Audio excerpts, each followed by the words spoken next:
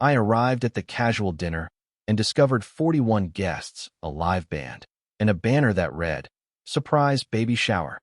Confused, I checked my account and found that $12,400 was missing. My mom grinned. "We used your bonus. It's for family. Don't be selfish." I just nodded. That night, I froze every account, reversed the charges, and reported the fraud. By morning, their cards were declined, and my sister was banging on my door. I, 29M, walked into what my mom called a casual family dinner at my sister's house, expecting maybe pizza and catching up. Instead, I found myself staring at a backyard transformed into something out of a magazine. Pink and blue balloons everywhere, a professional catering setup, and a live acoustic duo playing soft melodies.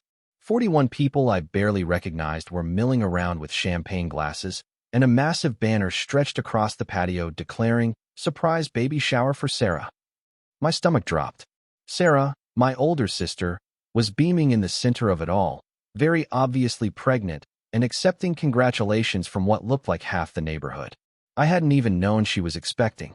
Mom appeared beside me wearing a dress I'd never seen before, looking more put together than I'd seen her in years.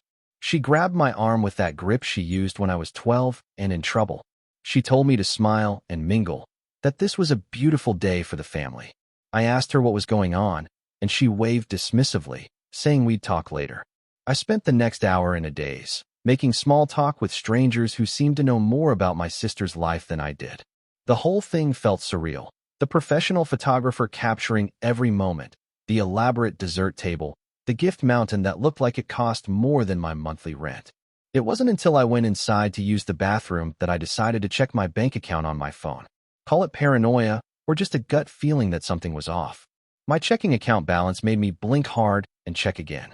Where there should have been $12,400 from my recent promotion bonus, there was $127. My hands started shaking as I scrolled through the transaction history. Catering company, $3,200. Live music entertainment, $800. Photography services, $650. Balloon arrangements and decorations, $400. The list went on and on, dating back 2 weeks. I found Mom in the kitchen, directing the caterers with the confidence of someone who'd planned events before. I cornered her near the sink and asked her what the hell was going on with my bank account. She barely looked up from arranging appetizers, telling me not to make a scene.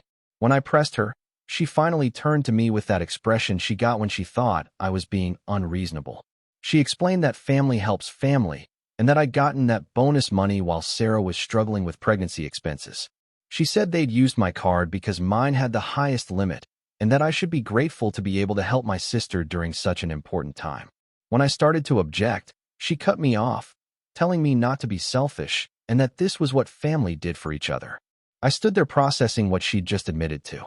They'd stolen my credit card information and spent my entire bonus without asking. The bonus I'd worked 60-hour weeks for 3 months to earn. The money I'd been planning to use for a down payment on my first apartment. Mom kept talking, saying how Sarah needed this celebration, how hard things had been since her boyfriend left when she told him about the pregnancy. She said I was young and would earn more money, but Sarah needed support right now. She told me to go back outside and enjoy the party, that we'd raised a wonderful family celebration. I nodded slowly and told her she was right. The look of relief that crossed her face almost made me feel bad for what I was planning. I stayed until the end, even helped clean up. I hugged Sarah and congratulated her genuinely. None of this was her fault, and she deserved to celebrate her pregnancy. I told her I was happy for her and that I'd love to help with the baby when it arrived. She seemed touched and mentioned how grateful she was that everyone had come together to make the day special. During the cleanup, I overheard Mom talking to our aunt about how proud she was of organizing everything, how she'd managed to pull together such an elegant event on short notice.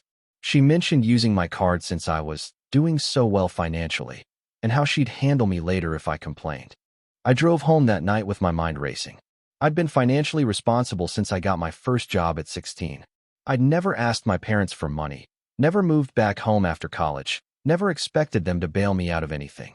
I'd been proud of earning that bonus, of finally having enough saved to move out of my cramped studio apartment. As soon as I got home, I opened my laptop and got to work. I called my bank's fraud line first, explaining that my card had been used without permission for unauthorized charges. The representative was professional and sympathetic, walking me through the process of disputing the charges. I had to provide details about each transaction, confirming that I hadn't authorized any of them.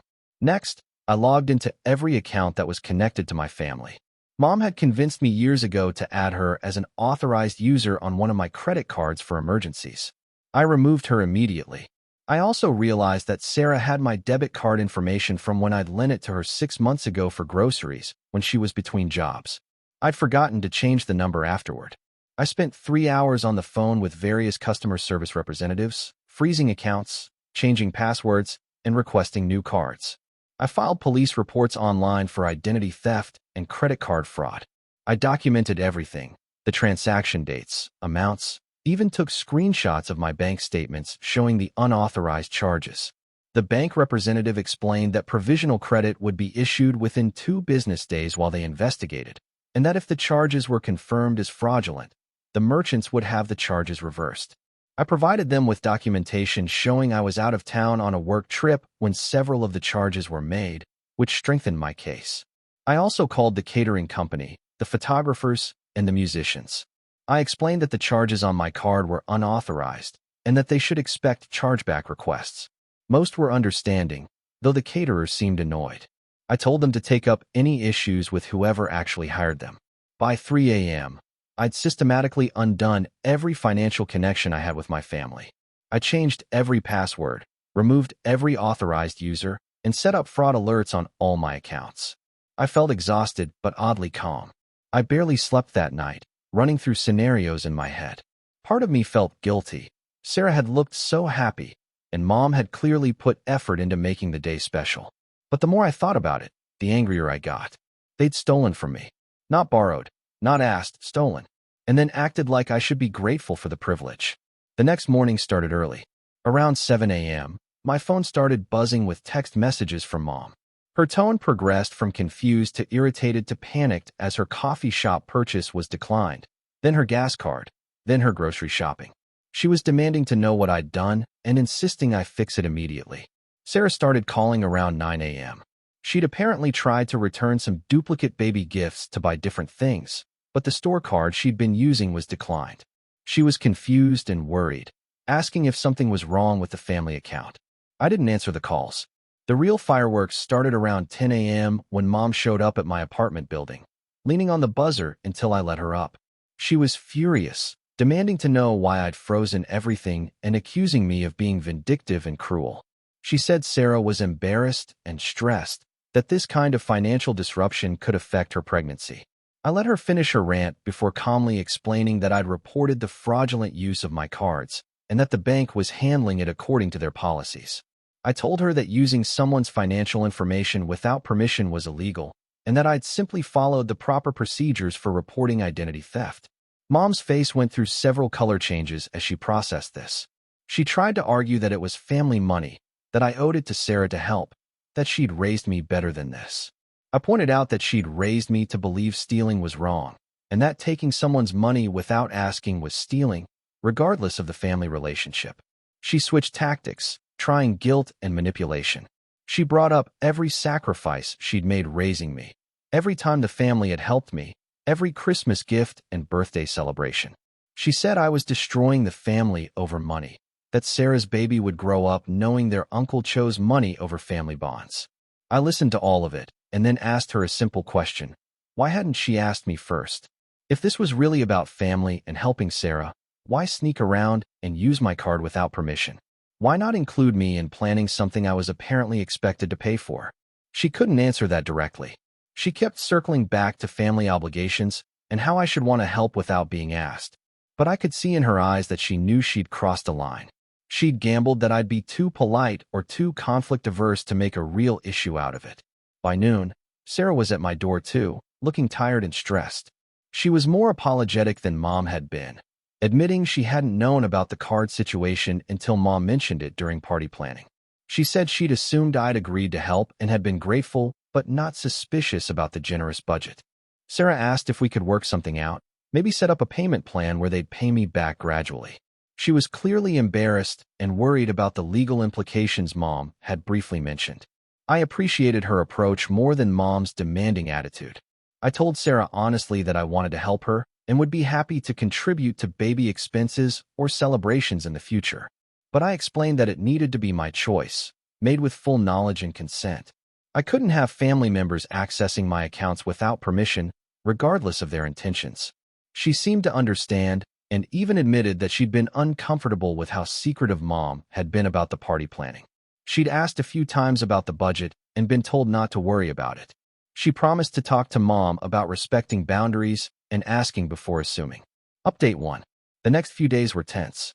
Mom was barely speaking to me, communicating only through clipped text messages about family meetings and working this out. Sarah was caught in the middle, trying to mediate while dealing with her own pregnancy stress and the embarrassment of having to explain to friends why some of the party vendors were calling about payment issues. The bank's investigation moved quickly since I had clear evidence of unauthorized use. The provisional credits were issued, and I had my money back within 48 hours. The merchants were notified about the chargebacks, and several called Mom directly asking for alternative payment methods. This created a cascade effect I hadn't fully anticipated. The catering company demanded immediate payment for their services. The photographer threatened to withhold the edited photos until payment was resolved. The musicians had been paid through a third-party service that was now asking for reimbursement. Mom had apparently assumed that by the time everything came due, she'd have convinced me to accept the situation and cover the costs voluntarily. She hadn't planned for the immediate reversal of all charges or the legal implications of the fraud reports.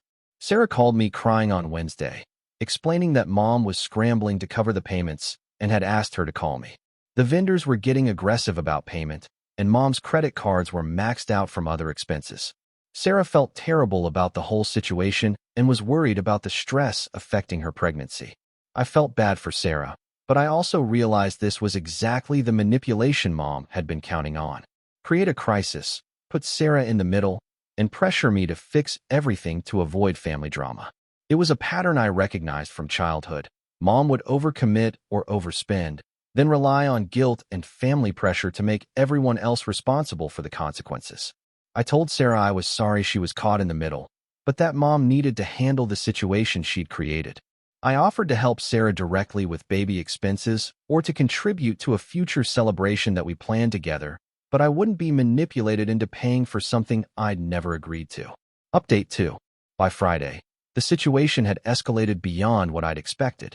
Mom had apparently borrowed money from relatives to cover the immediate vendor payments, telling them I'd pay her back once we worked things out.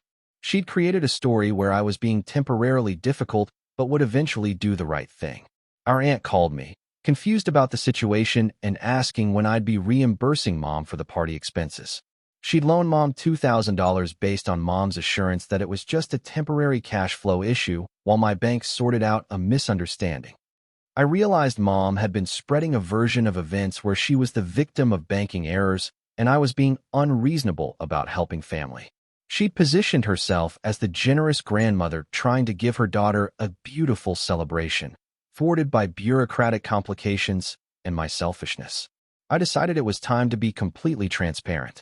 I called our aunt back and explained exactly what had happened, that Mom had used my financial information without permission, that I'd reported it as fraud because that's what it was, and that I'd never agreed to fund the party. I sent her copies of my bank statements showing the unauthorized charges and explained the timeline. My aunt was shocked. She'd had no idea about the deception and was horrified that Mom had used my card without asking. She immediately called Mom and demanded her money back, saying she wouldn't be part of covering up identity theft. This created a domino effect through our extended family. Word spread quickly about what had really happened, and the relatives who'd been pressured to loan Mom money started asking harder questions. Mom's carefully constructed narrative fell apart as people realized she'd lied to them about my involvement. Sarah called me that weekend, exhausted and upset. She said the family drama was affecting her pregnancy stress levels, and her doctor had advised her to avoid emotional situations. She asked if there was any way to resolve things quietly, maybe through a payment plan where Mom would eventually repay everything. I appreciated Sarah's position, but I explained that the issue wasn't really about the money anymore. Mom had committed fraud, lied to family members to get loans, and was still trying to manipulate the situation rather than take responsibility. Enabling that behavior wouldn't help anyone long-term. Update 3. 3 weeks later, the dust was finally settling, though the family dynamics had permanently changed. Mom had been forced to take out a personal loan to repay the relatives she'd misled, and several family members were maintaining distance from her after realizing how extensively she'd lied about the situation. Sarah and I had rebuilt our relationship through honest conversations about boundaries and respect. I'd contributed to a small, intimate baby registry she'd created, and we were planning a modest celebration for after the baby arrived, one that we'd budget and plan together transparently. Mom was still barely speaking to me, maintaining that I'd overreacted and destroyed family relationships over money. She couldn't seem to understand that the issue was trust and consent, not the dollar amount. She'd been forced to get financial counseling as part of the loan requirements, which hopefully would help her recognize the patterns of manipulation and financial irresponsibility. The most significant change was in how I viewed family obligations. I'd grown up believing that family meant automatic sacrifice, and that questioning family decisions made you selfish. This situation had forced me to recognize that healthy relationships require mutual respect and clear boundaries, even between family members. I'd learned that helping family and being taken advantage of by family were different things. I was still willing to be generous and supportive, but only in situations where I had full agency and information. The expectation that love meant accepting any behavior from family members was something I'd finally let go of. Sarah's baby arrived healthy 2 months later, and I was proud to be the uncle who'd helped establish better family communication patterns before the next generation arrived. Sometimes protecting relationships requires being willing to temporarily damage them, and sometimes the people who accuse you of choosing money over family are really upset that you chose self-respect over their convenience. The fraudulent charges were never fully investigated beyond the chargeback process, since I didn't push for criminal prosecution. But the lesson was learned by everyone involved, and Mom never again had access to my financial information. Some bridges are worth burning if they were being used to exploit you.